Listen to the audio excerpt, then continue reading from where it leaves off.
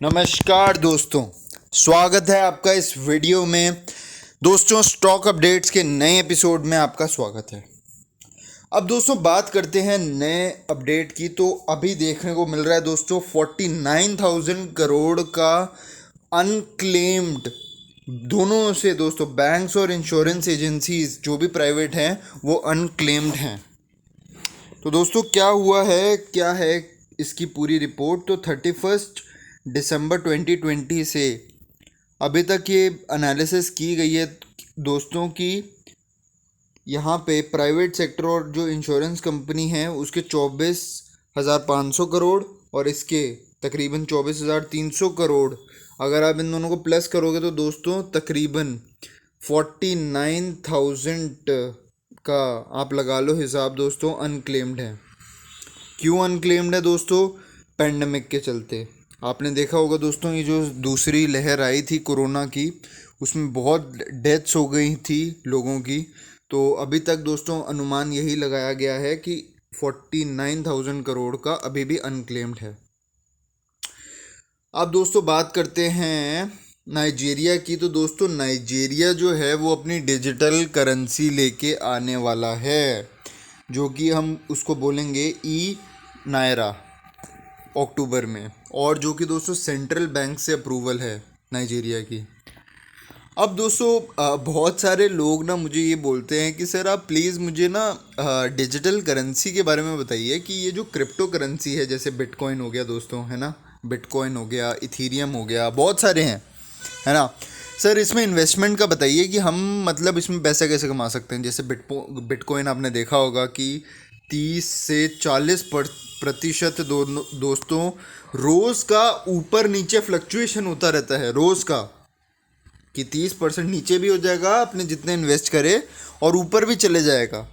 ठीक है, तो दोस्तों मैं तो आपको यही सलाह दूंगा दोस्तों, अगर बीच में कोई बैंक है या फिर रेगुलेटरी बॉडी है उस इन्वेस्टमेंट में, अब जैसे यहाँ पे डिजिटल करेंसी सेंट्रल बैंक ने बोला है, तो सेंट्रल बैंक के रेगुलेशन में दोनों पार्टीज़ का लेन देन होगा। ये होता है हमारा बायर और ये होता है हमारा सेलर। ठीक है, ये होता है हमारा बायर और ये होता है सेलर, और इसके बीच में होता है बैंक।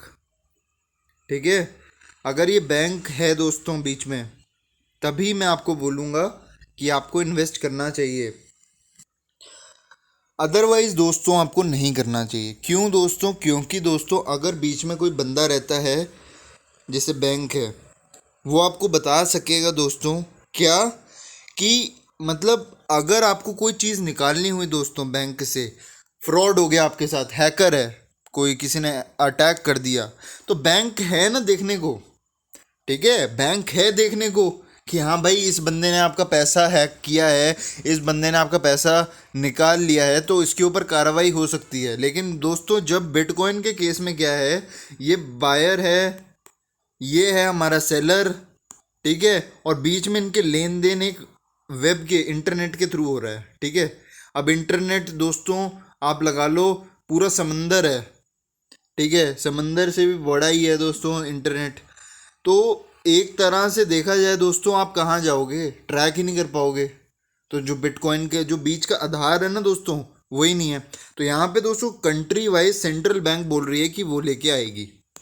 ठीक है, अब बात करते हैं दोस्तों जेट एयरवेज की फाउंडर की। तो उनका बहुत ही बड़ा दोस्तों क्लेम आया है। वो कह रहे हैं कि जो रिलायंस और अदानी है दोस्तों, है ना, ये दोस्तों पोटेंशियल थ्रेट हो सकते हैं स्पाईवेयर के, पेगासस स्पाईवेयर।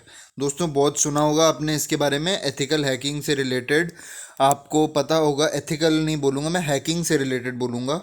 जितने भी दोस्तों टॉप पीएसयू ऑफिशियल्स हैं उनके ऊपर नज़र है ये हैकर्स की। ठीक है, तो उन्होंने ये बहुत स्ट्रॉन्ग वो दिया हुआ है दोस्तों कि इन ग्रुप के ऊपर जितने भी बिलियनियर ग्रुप हैं, रिलायंस हो गया, अदानी हो गया, तो इनके ऊपर अभी नज़र है। ठीक है, अब दोस्तों बात करते हैं IDFC फर्स्ट बैंक की। तो दोस्तों ये मंथली सेविंग क्रेडिट इंटरेस्ट लेके आ रहा है। ये अच्छा है दोस्तों। क्यों लेके आ रहा है दोस्तों? तो यहाँ पे कह रहा है दे थॉट, उन्होंने दोस्तों ये सोचा बैंक वालों ने, दैट इफ़ वी पे our EMI monthly, then we should why should we not get an interest on our savings account monthly?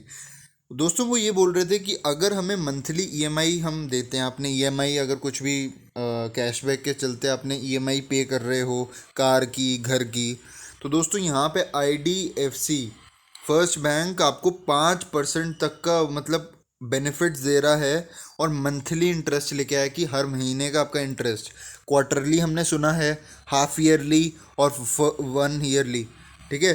Quarterly 4 महीने का लगा लो, आधे साल का, 6 महीने का और 1 साल का, आपने ये सुना होगा।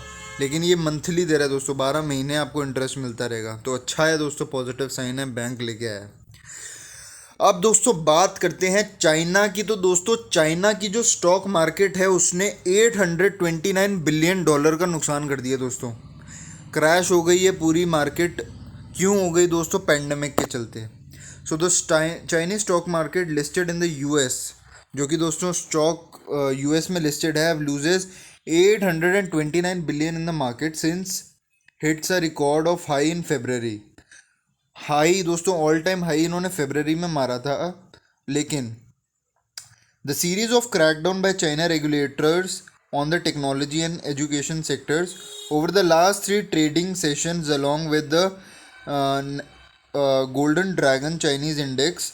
दोस्तों जैसे हमारे यहाँ पे सेंसेक्स है, यहाँ पे ड्रैगन इंडेक्स होता है चाइना का, ठीक है, which tracks 98 of the biggest US listed Chinese stock market has fallen by 19%। दोस्तों इनका 19% फॉल हो जाना बहुत ही ज़्यादा। दोस्तों इनकी जो रेगुलेशंस आई है ना टेक्नोलॉजी और एजुकेशन सेक्टर को लेके, ये दोस्तों इनको इतना ज़्यादा मतलब नुकसान करवा दिया, ठीक है। तो आगे देखते हैं दोस्तों क्या कैसे रिकवरी करता है चाइना। पेंडेमिक के चलते भी इनका बहुत लॉसेस हुए थे, लेकिन अब टेक्नोलॉजी से भी रिलेटेड दोस्तों चाइना रेगुलेशंस लेके आया हुआ है। तो दोस्तों बात करते हैं वेदांता की। तो वेदांता को दोस्तों बाल्को एक्सपेंशन मतलब बाल्को कंपनी में इनको अब इन्वेस्टमेंट करना है, 6,600 करोड़ का इन्होंने एक्सपेंशन करना है। तो क्यों दोस्तों करना है? क्योंकि दोस्तों सबसे पहले तो ये एल्यूमिनियम कंपनी है, भारत एल्यूमिनियम कंपनी है बाल्को वाली। तो 18 से 24 मंथ्स का दोस्तों इन्होंने एस्टिमेट लिया हुआ है कि ये इतनी कॉस्ट का 6,611 करोड़ रुपीज़ कर देंगे। अच्छे रिजल्ट्स हैं दोस्तों। 414 किलो टन्स का पर एल्यूमिनियम मतलब इनकी कैपेसिटी इंक्रीज़ हुई है। तो वेदांता की तरफ से अच्छा इन्वेस्टमेंट देखने को मिल रहा है। अब दोस्तों बात करते हैं मार्केट की। तो मार्केट दोस्तों आज 600 पॉइंट्स नीचे भी था। इंडिया का जो ग्रोथ फोरकास्ट था वो कट हो गया है 9.5 से, ठीक है। और दोस्तों क्या बात आ रही है यहाँ पे वो है कि 1 मिनट, हाँ, तो वो ये बोल रहे हैं दोस्तों कि सबसे पहली बात तो दोस्तों जो लिफ्ट किया मार्केट ने आज 150 पॉइंट 130 के करीब मतलब बंद हुई है मार्केट, ठीक है। इससे भी नीचे गई थी, लेकिन जो रिकवरी में बेस्ट साबित हुआ दोस्तों वो डॉक्टर रेड्डी सन फार्मा था और महिंद्रा एंड महिंद्रा, जिन्होंने थोड़ा मार्केट को संभाला रखा। अब बात करते हैं दोस्तों इंडस IND बैंक की। तो उनका जो नेट प्रॉफिट है दोस्तों वो डबल हो गया है Q1 का प्रॉफिट। तो पहले दोस्तों इनका था पिछले साल 510 करोड़ का और अब एकदम से दोस्तों उछल के 1016 करोड़ का इनका प्रॉफिट हो गया है। और दोस्तों इनका जो क्वार्टरली रिजल्ट सा रेवेन्यू था वो 9,363 करोड़ हो गया है 8,680 करोड़ से। तो अच्छी तेज़ी देखने को मिली है दोस्तों, एकदम से 18.5% का इनका उछाल देखने को मिला है। तो अब बात करते हैं दोस्तों इंडिगो बैंक की। तो दोस्तों क्या बोल रहा है इंडिगो जो एयरवेज है दोस्तों, उनका जो पेरेंट कंपनी है जिसको बोलते हैं इंटर ग्लोबल एविएशन लिमिटेड, दोस्तों उनका शेयर 5% नियरली 5% मतलब 4.6 दोस्तों उनका लॉस हुआ है इस बार रिजल्ट्स में आने में। क्यों दोस्तों? आपको पता है दोस्तों एविएशन सेक्टर बहुत ज़्यादा अफेक्ट हुआ पेंडेमिक के चलते। तो इनका जो टिकट्स, मतलब जैसे हमारे टिकट्स के ऊपर रेवेन्यू होता है, जितनी ज़्यादा टिकट्स उतनी ज़्यादा रेवेन्यू होता है इंडिगो एयरलाइंस में। तो दोस्तों इनके यहाँ पे बहुत ज़्यादा लॉसेस हो गए। तकरीबन दोस्तों 3174 का Q1 लॉस हुआ है पैंडमिक के चलते, क्योंकि दोस्तों लोग ज़्यादा ट्रैवल नहीं कर रहे हैं, प्रेफर कर रहे हैं घर पे रहना और सोलो ट्रैवल करना विद इन लोकेलिटी, प्लेन्स को अवॉइड कर रहे हैं इसी वजह से। अब दोस्तों बात करते हैं ग्लोबल मार्केट की। तो ग्लोबल मार्केट में आते हैं हमारे एप्पल, गूगल और माइक्रोसॉफ्ट। अल्फ़ाबेट दोस्तों गूगल की कंपनी है, ठीक है। तो $50 बिलियन का दोस्तों इन्होंने प्रॉफिट किया है तीनों ने कंबाइन का। सोच रहे हो दोस्तों $50 बिलियन, और वो भी सिर्फ इन 3 कंपनीज़ ने। तो जो वर्ल्ड लार्जेस्ट टेक कंपनीज़ है दोस्तों आज तक की। और अगर दोस्तों आप हिसाब लगाओ तो यहाँ पे बोला है माइक्रोसॉफ्ट और गूगल ने दोस्तों 16.5 और गूगल ने $18.5 बिलियन का कारोबार किया है, और एप्पल ने दोस्तों $21 बिलियन का किया है। और अगर हम तीनों की वैल्यूएशन लगाएं दोस्तों तो $6.4 ट्रिलियन की मार्केट कैपिटल है इन तीनों कंपनीज़ की। अगर चाहें तो दोस्तों हम मतलब कितने ही देश चला सकते हैं ये 3 कंपनीज़ अकेले। चलो दोस्तों अब बात करते हैं झुनझुनवाला की। तो दोस्तों राकेश झुनझुनवाला अब दोस्तों प्लेन की एयरवेज अपनी शुरू करने वाले हैं दोस्तों। बिल्कुल सही सुना दोस्तों आपने। तो दोस्तों क्या है कि आने वाले 4 साल में दोस्तों इन्होंने टारगेट किया कि ये 70 प्लेन्स खरीद लेंगे, ठीक है। और he considering investing 35 million in the airlines that can be called Akasa Airlines and he would own 40% of it. तो दोस्तों 40% कह रहे हैं कि मैं इस अकासा एयरलाइंस में मैं अपने डालूंगा। $35 million इन्होंने इन्वेस्ट करने हैं, and he looking at the planes that can carry 180 passengers को लेके जा सकें। तो दोस्तों बहुत ही बड़ा स्टेप है झुनझुनवाला जी के लिए, जो कि अब एयरलाइंस अपने बिजनेस में इन्वेस्ट करने वाले हैं।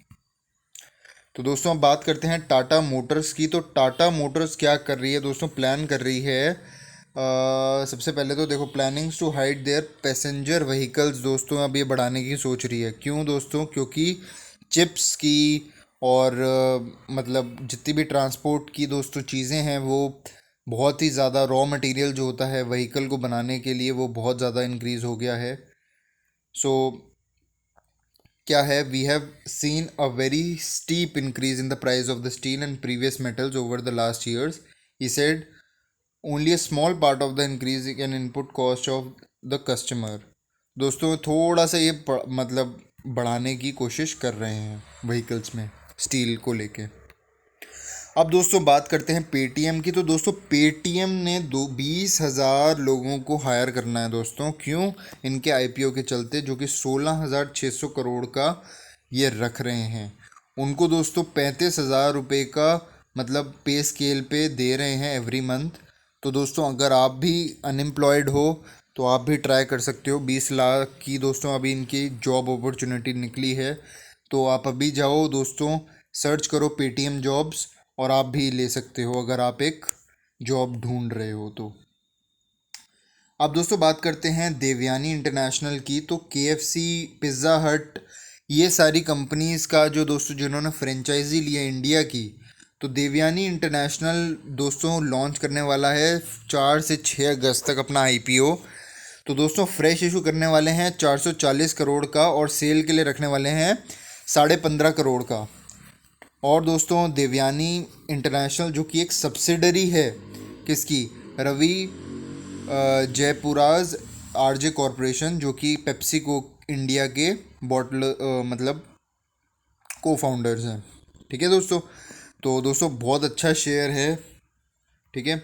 और जैसे कि दोस्तों जुबलिएंट फूड आपने देखा होगा, उसी से रिलेटेड, जैसे उसमें डोमिनोज था, यहाँ पे पिज़्ज़ा हट है, केएफसी है, वेल नोन फ्रेंचाइजी ओनर्स हैं। तो देखना दोस्तों इसमें भी तेज़ी देखने को हमें मिल सकती है इन फ्यूचर।